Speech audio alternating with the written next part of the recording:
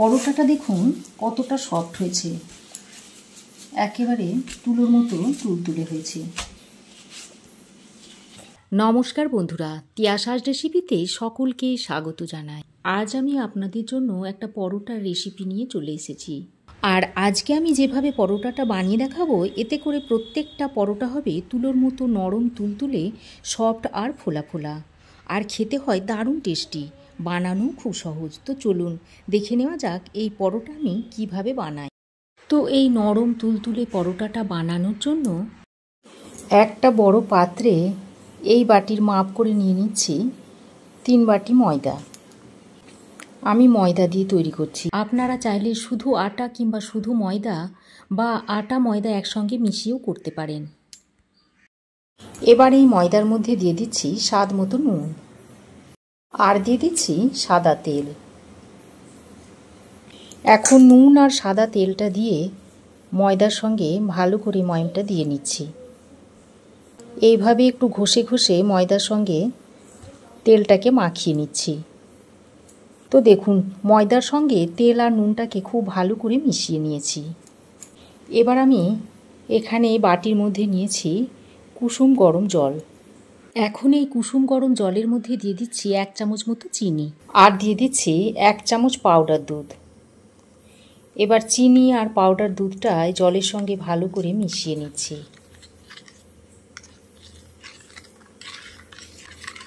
তো দেখুন কুসুম গরম জলে দুধ আর চিনিটাকে ভালো করে মিলিয়ে নিয়েছি।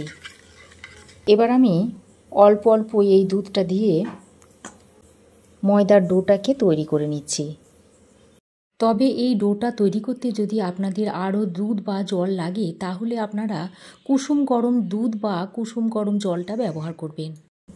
মেখে একটা সফট ডো তৈরি করে নিতে হবে। তো দেখুন ময়দাটাকে আমি এইরকম একটু নরম করে মেখে নিয়েছি। আর পরোটার ডো সবসময় নরম করেই মাখবেন, তাহলে পরোটাটা সফট হবে আর নরম তুলতুলে হবে। আর এইভাবে যদি গরম দুধ কিংবা গরম জল দিয়ে পরোটার ডোটা তৈরি করে নেন, তাহলে অনেকক্ষণ পর্যন্ত পরোটাটা নরম থাকবে আর পরোটাটা একেবারে সফট হবে আর তুলোর মতো তুলতুলে হবে। তো দেখুন ডোটাকে এরকম সফট করে আমি তৈরি করে নিয়েছি। এখন আমি এটাকে 10 মিনিটের জন্য রেস্টে রেখে দিচ্ছি। তো দেখুন 10 মিনিট পর আমি ফিরে এসেছি, আর ডোটা দেখুন আরও একটু সফট হয়ে গেছে। হাতে যদি সময় বেশি থাকে তাহলে আপনারা আধ ঘন্টা কি 1 ঘন্টা রেখে দেবেন, তাহলে পরোটাটা আরও ভালো হবে। এবার আমি ডোটাকে আরও একবার ভালো করে মেখে নিচ্ছি। তারপর এর থেকে লেচি কেটে নেব। তো দেখুন এই সাইজের করে আমি লেচিগুলো কেটে নিচ্ছি।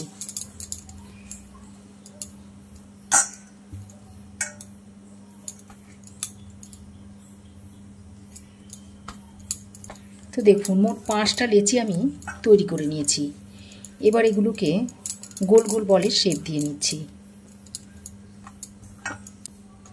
তো দেখুন গোল বলের শেপ দিয়ে নিয়েছি। এবার আমি পরোটাগুলো বেলে নেব। এখানে একটা বাটিতে তেল নিয়েছি আর নিয়েছি শুকনো ময়দা। এবার একটা লেচি নিয়ে শুকনো ময়দা ছড়িয়ে প্রথমে গোল করে বেলে নিতে হবে। আর এভাবে যদি শুকনো ময়দা দিয়ে বেলে নেওয়া হয়, তাহলে পরোটাটা খুব সুন্দর বেলা হয় আর লেয়ারগুলো খুব ভালো হয়।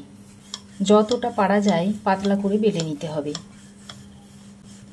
আর এভাবে শুকনো ময়দা ছড়িয়ে বেললে রুটি বা পরোটাটা খুব পাতলা করে বেলা যায়।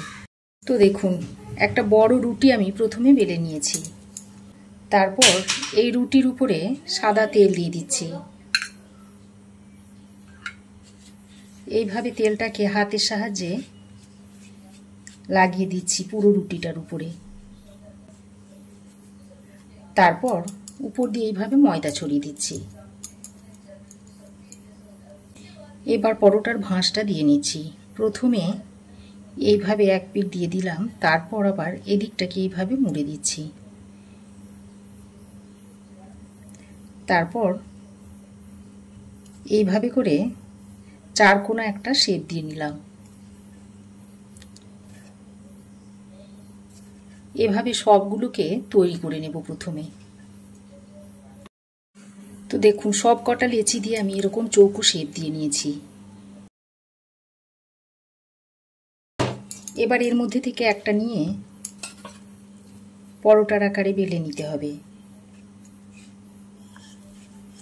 প্রথমে এইভাবে বেলে নিচ্ছি।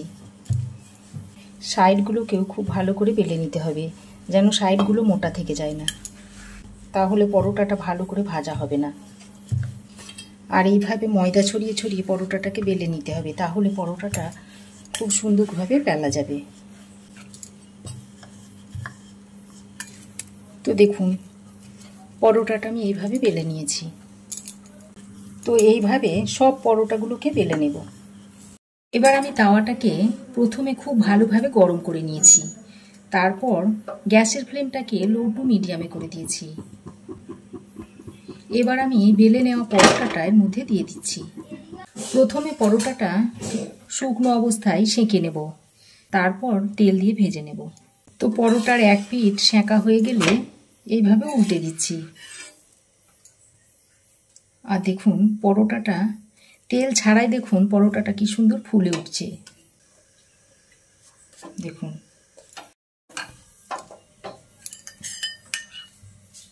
দেখুন তেল ছাড়াই কত সুন্দর পরোটাটা ফুলে উঠেছে। এরপর আমি দেখুন তেল দিয়ে দিলাম, দিয়ে খুন্তির সাহায্যে এইভাবে উল্টে দিচ্ছি। তারপর অপর সাইডে ওইভাবে একটু তেল দিয়ে দিচ্ছি। তো বন্ধুরা দেখতেই পাচ্ছেন কত কম তেলে পরোটাগুলো ভাজা হয়ে যাচ্ছে। দেখুন আর পরোটা দেখুন একেবারে বলের মতো ফুলে উঠছে।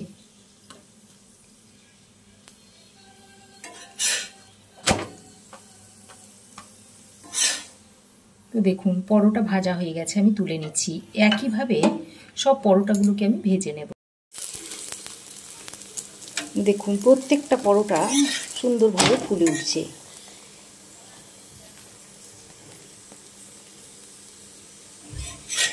দেখুন এটাকেও তুলে নিচ্ছি।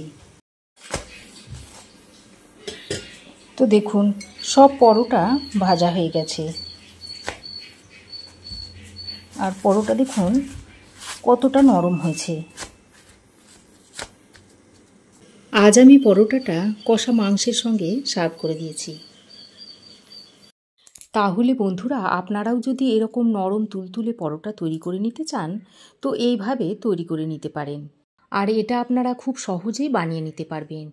আর সকাল বা বিকাল যখনই বলুন না কেন, পরোটা যখনই খেতে মন করবে এইভাবে আপনারা খুব সহজে পরোটাটা ঝটপট বানিয়ে নিতে পারবেন। এছাড়াও এটা স্কুল, কলেজ বা অফিসের টিফিনেও প্যাক করে দিতে পারবেন। তো আমার এই আজকে নরম তুলতুলে পরোটার রেসিপি আপনাদের কেমন লাগলো অবশ্যই একটা কমেন্ট করে জানাবেন। রেসিপি যদি ভালো লাগে তো অবশ্যই একটা লাইক ও শেয়ার করবেন। পাশে থাকা বেল আইকনটা অবশ্যই প্রেস করে দেবেন। আর আমার চ্যানেলে যদি নতুন হয়ে থাকেন তো প্লিজ চ্যানেলটাকে সাবস্ক্রাইব করার অনুরোধ রইল। আজ এই পর্যন্তই। আবার দেখা হবে নতুন কোনো রেসিপি নিয়ে নেক্সট এপিসোডে। সে পর্যন্ত ভালো থাকবেন, সুস্থ থাকবেন। ধন্যবাদ।